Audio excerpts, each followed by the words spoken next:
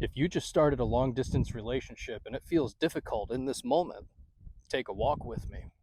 Long distance relationships definitely aren't for the weak, and they're also probably not for anxious attachers either. As an anxious attacher, you're the one that's used to doing all the work in your relationships, especially in a long distance relationship, because you will move heaven and earth to be able to spend time with your person, including overextending your finances just so you can see them once a month. And let's be real, it feels like a rush, and it's so exciting to be able to plan that trip to go and see them. All the places you'll go and the sights you'll see and the things that you'll do together. So many new memories are about to be created. It feels like the fairy tale that you've been dreaming about your entire life, that someone has come to save you. And of course, in your mind, the story that you've created about this person is playing out like a juicy romantic novel, leaving you with all the butterflies of the things that might be, with a massive jolt of electricity flowing through your nervous system. The first few times you see each other, things seem to play out beautifully, leaving you wanting and desiring more. The euphoria is real.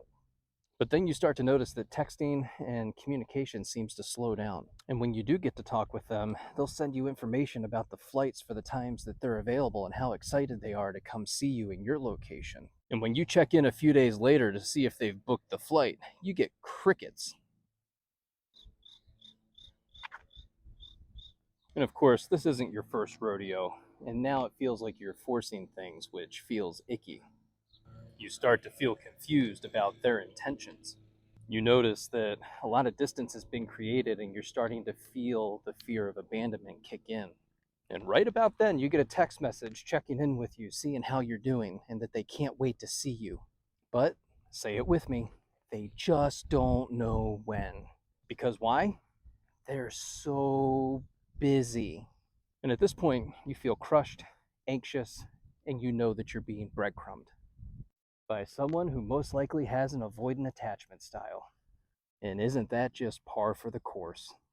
For the avoidant, long distance relationships are perfect. They're the chef's kiss to their dating style. They get all the benefits of a relationship in all the distance that their nervous system needs, as they continue to live their life 1,000 miles away from you. And I want to be clear, this is about the anxious and the avoidant in a long distance relationships, and one way that it can play out.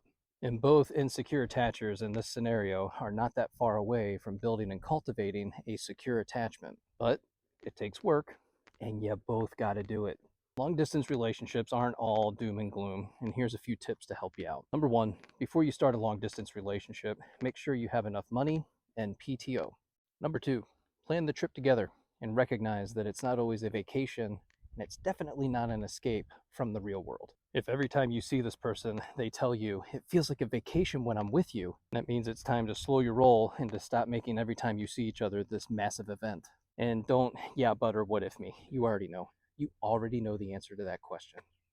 You're doing too much. Stop it. Number three, do some normal things. Do things that you would do at home with this person. If your favorite sushi is at a gourmet grocery store, go to the grocery store, get the sushi, and then go to a park and have a nice date.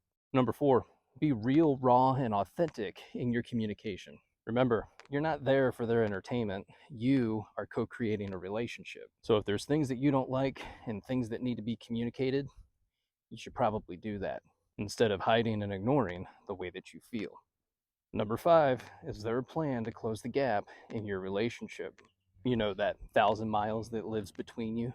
In the early stages of dating, you might not be thinking about that, but 6 months down the line, you're going to want to start having that conversation. And remember, nobody wants a play-by-play of your day via text.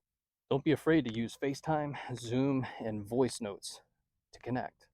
You just may avoid some really big misunderstandings that'll end your relationship. In closing, do long-distance relationships work? They absolutely can. Just make sure that you've built and cultivated a secure attachment with yourself first, so that you can recognize bullshit when you see it.